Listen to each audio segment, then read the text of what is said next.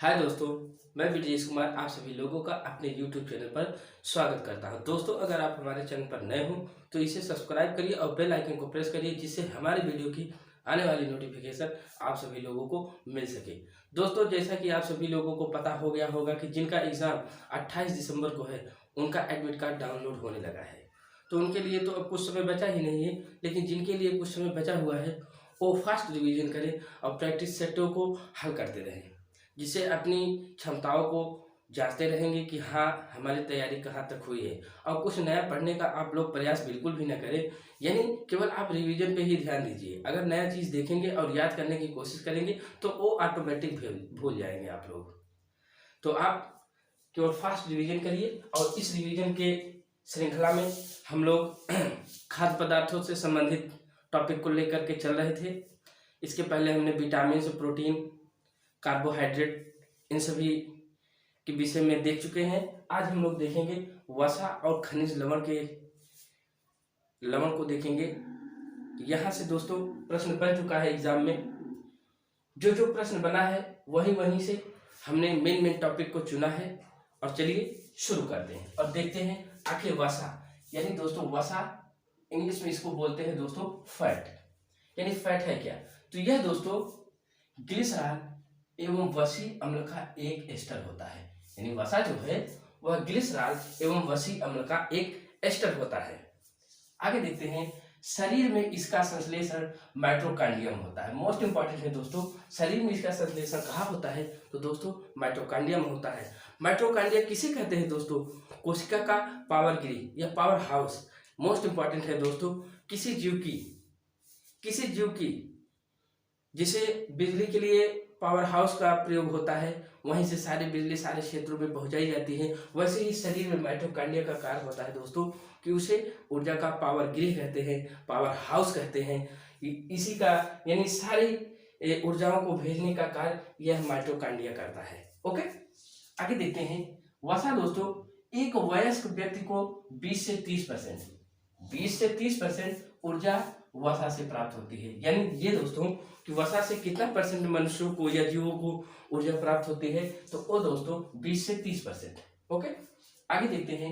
1 ग्राम वसा से, most important है यह लाइन दोस्तों, 1 ग्राम वसा की ऑक्सीकरण से दोस्तों 9.3 किलो कैलोरी ऊर्जा उत्पन्न होती है। यानी ये कह सकते हैं, अभी हमने इसके पिछले वीडियो में हम लोगों ने देखा कार्बोहाइड्रेट, एक कार्बोहाइड्रेट के ऑक्सीकरण से 4.2 किलो कैलोरी ऊर्जा उत्पन्न होती है। तो वसा से दोस्तों 1 ग्राम वसा से 9.3 किलो कैलोरी ऊर्जा मिलती है। तो ये कह सकते हैं दोस्तों सबसे ज्यादा ताकत क्या देता है? तो दोस्तों सबसे ज्यादा ताकत देने में वसा का स्थान होता है। लेकिन प्रयोग दोस्तों सबसे ज्यादा कार्बोहाइड्रेट्स का किया जाता है। ओके, ये दोस्तों परीक्षा में बन चुका है। हमने एक बार यूपी-टीईटी में देखा था कि उसमें ये दिया था कि सबसे ज्यादा ऊर्जा किससे मिलती है। उसमें ऑप्शन में दोस्तों वसा, कार्बोहाइड्रेट्स एंड खनिज लवण ये सभी दिया था, लेकिन जो आयोग ने आंसर माना था वो दोस्तों वसा को माना था। यानी सबसे ज्यादा ऊर्जा कहाँ से प्राप्त होती है? तो वो दोस्तों वसा से प्राप्त होती है। ओके, आगे देखते हैं। इसमें कार्बन, हाइड्रोजन एवं ऑक्सीजन विभिन्न मात्राओं में उपस्थित होते हैं। यानी बहुत ज्यादा मात्रा में उपस्थित होते हैं कार्बन, हाइड्रोजन एवं ऑक्सीजन। ओके, आगे देखते हैं। वसा 20 सेंटीग्रेड ताप पर ठोस अवस्था में होता है।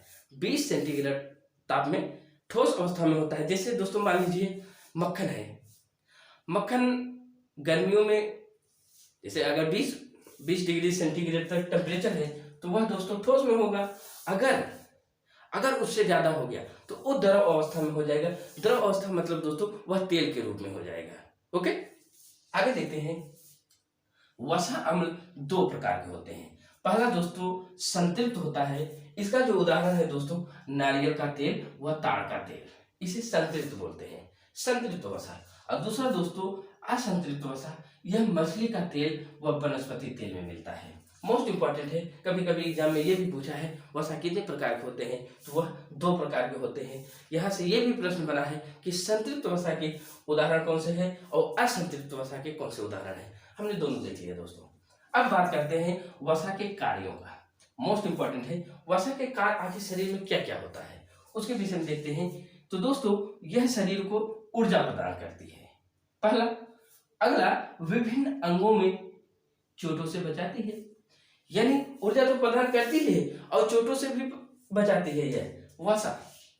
अगला, यह त्वचा के नीचे जमा होकर शरीर के ताप को बाहर नहीं निकलने देती।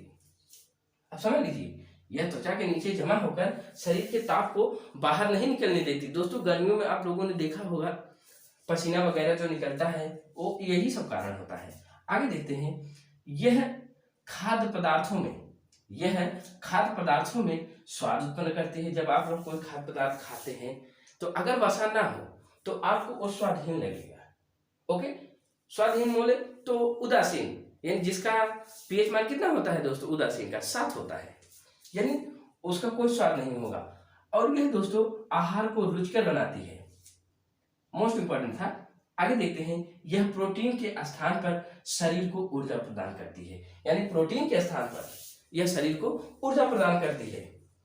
आगे देखते हैं, वसा के स्रोत। यहां से भी प्रश्न बना है कि सबसे ज्यादा वसा किस तत्व में पाया जाता है या किस फल में पाया जाता है, किस खाद्य पदार्थ में पाया जाता है, ये प्रश्न बना है। तो दोस्तों वसा के जो स्रोत है दोस्तों, वह दूध है, मांस है, मछली है, मक्खन है, घी है, मूंगफली का तेल। दोस्तों ये इंपॉर्टेंट है, मूंगफली का तेल। आगे देखते हैं, इसकी कमी से कौन सा रोग होता है। कमी से यानी वसा की कमी से कौन सा रोग होता है दोस्तों, तो सबसे पहला होता है दोस्तों, त्वचा इसकी रूखी हो जाती है और वजन में कमी हो जाती है और शरीर का विकास अवरुद्ध हो जाता है। मोस्ट इंपॉर्टेंट है ये तीनों, त्वचा रूखी हो जाती है वसा की कमी से, और वजन में कमी हो जाती है और शरीर का विकास अवरुद्ध हो जाता है। ये मोस्ट इंपॉर्टेंट है दोस्तों। आगे देखते हैं, इसकी अधिकता से क्या होता है। इसकी अधिकता से दोस्तों शरीर स्थूल हो जाता है, हृदय संबंधी रोग हो जाते हैं। अगर वसा की वृद्धि हो गई दोस्तों तो हृदय संबंधी रोग हो जाएगा, और जब हृदय संबंधी रोग होगा दोस्तों तो रक्तचाप भी हो जाएगा, यानी ब्लड प्रेशर आपका मेंटेनेंस नहीं रहेगा। यानी ये कह सकते हैं, वसा अगर बढ़ा तो आपका ब्लड प्रेशर ऑटोमेटिक बढ़ जाएगा, मेंटेन नहीं रहेगा, यानी 120/80 ना होकर के वो घट बढ़ जाएगा, यानी 130 140 भी हो सकता है, और जो 80 वाला है वो 70 हो सकता है, 60 हो सकता है। अब अगर इतना हो गया तो आपकी जीवन की सारी क्रियाएं बाधित हो जाएंगी, आप कोई कार्य करने में असमर्थ हो जाएंगे। आगे देखते हैं दोस्तों, खनिज लवण। यहां से भी प्रश्न बना है दोस्तों, खनिज लवण यानी मिनरल साल्ट। दोस्तों इसे देखते हैं, यह क्या है। यह दोस्तों अकार्बनिक पदार्थ है। मानव शरीर में 29 तत्व पाए जाते हैं। मानव शरीर में कुल कितने तत्व पाए जाते हैं दोस्तों, तो 29 तत्व पाए जाते हैं, और इससे दोस्तों ऊर्जा प्राप्त नहीं होती, यानी खनिज लवणों से ऊर्जा प्राप्त नहीं होती। इनकी आवश्यकता शरीर की विभिन्न अभिक्रिया के लिए किया जाता है, यानी जो खनिज लवण है उनसे कोई ऊर्जा नहीं प्राप्त होती, लेकिन शरीर की विभिन्न अभिक्रियाओं के लिए यह बहुत इंपॉर्टेंट होता है दोस्तों, यानी खनिज लवण यानी मिनरल साल्ट। आगे देखते हैं, खनिज लवण के कार्य। खनिज लवण के कार्यों में दोस्तों कई ऊतक रक्त, हड्डियों, दांतों आदि की रचना में भाग लेते हैं, यानी दोस्तों खनिज लवण जो है वह कई ऊतक रक्त, हड्डियों, दांतों आदि की रचना में भाग लेते हैं। ओके, आगे देखते हैं, हृदय स्पंदन। मोस्ट इंपॉर्टेंट है, हृदय स्पंदन, चेता संवहन, पेशी संकुचन में यह भाग लेते हैं।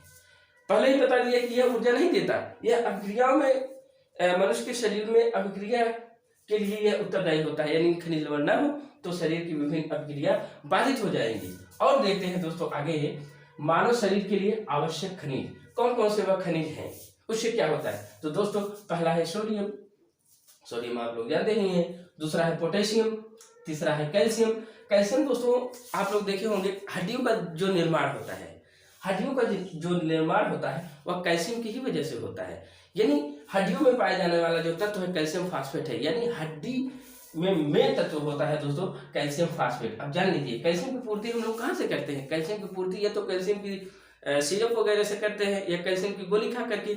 अगर उससे नहीं पूर्ति होती तो हम लोग दूध का सेवन करते हैं। सबसे ज्यादा कैल्शियम दोस्तों दूध में ही पाया जाता है, यानी शरीर को अगर मजबूती यानी हड्डियों को मजबूत करना है तो दोस्तों कैल्शियम का सेवन हमको जरूर करना पड़ेगा। अगला है दोस्तों फास्फोरस, इसका भी शरीर में इंपॉर्टेंट है, अभिक्रिया में भाग ले रहा है दोस्तों, ये ताकत नहीं देता। अगला देखते हैं दोस्तों लोहा मोस्ट इंपॉर्टेंट है दोस्तों। लोहा, अगर लोहा की कमी हो गई दोस्तों शरीर में, तो लोहा बोले तो खून की कमी हो जाती है, और इसकी कमी से दोस्तों एनीमिया नामक रोग हो जाता है। अगर इसकी कमी हुई तो एनीमिया आपको तुरंत हो जाएगी, एनीमिया खून की कमी हो जाएगी। बना है दोस्तों, यानी सबसे ज्यादा यानी कह सकते हैं कि एनीमिया किस तत्व की कमी से होता है, तो दोस्तों वह लोहा की कमी से हो जाता है। और लोहा की पूर्ति हम लोग कहाँ से करते हैं दोस्तों, तो हम लोग पालक से, अक्सर पालक से, गाजर से, इन सभी से लोहा की पूर्ति हो जाती है। ओके, आगे देखते हैं आयोडीन। आयोडीन भी दोस्तों बहुत जरूरी है।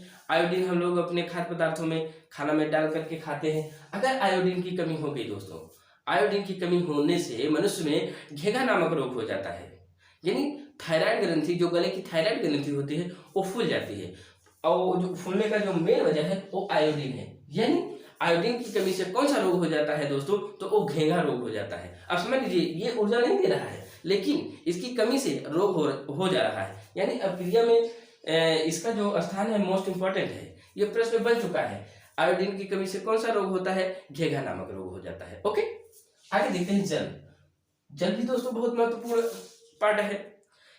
मनुष्य के शरीर में 60 से 70% जल का ही भाग होता है, यानी मनुष्य के शरीर में जितना भी वजन है, यानी ये कह सकते हैं जितने भी तत्व हैं, उन तत्वों में सबसे ज्यादा जो तत्व है वह जल है दोस्तों। 60 से 70 75% तक जल ही होता है। और दोस्तों जल अगर आपको डिहाइड्रेशन वगैरह हो गया तो जल की पूर्ति हो जाती है, और दोस्तों पसीने के माध्यम से जल निकल जाता है, लेकिन उसको हम लोग पानी पीने के बाद उसकी पूर्ति कर लेते हैं। तो ये दोस्तों सभी जितने हमने तत्व लिखे हैं, ये सभी तत्व हमारे शरीर के लिए बहुत ही इम्पोर्टेंट है। इनके बिना हम लोग कल्पना नहीं कर सकते। सोच लीजिए कि आयोडीन की कमी अगर हो जा रही है तो घेंघा हो जा रहा है, कैल्शियम की कमी हो जा रही है तो हड्डियां कमजोर हो जा रही हैं, लोहा की कमी हो जा रही है तो खून की कमी बन जा रही है, यानी एनीमिया रोग हो जा रहा है। देखिए कितना इंपॉर्टेंट है दोस्तों खनिज तत्व से संबंधित हमारे सारे पोर्शन समाप्त हो गए। अब हम लोग नेक्स्ट वीडियो में मिलेंगे नेक्स्ट टॉपिक के साथ। और दोस्तों अगर यह वीडियो आप सभी लोगों को पसंद आया हो तो लाइक और शेयर दोस्तों जरूर करिएगा, और कमेंट के माध्यम से हमको मोटिवेट करिए कि कहाँ हमने गलती की और कहाँ कौन से टॉपिक को आगे के लिए हम तैयार करें कि जिससे आपको परीक्षा में सफलता दिला सके। ओके, चलते हैं दोस्तों, बाय बाय। Bye bye.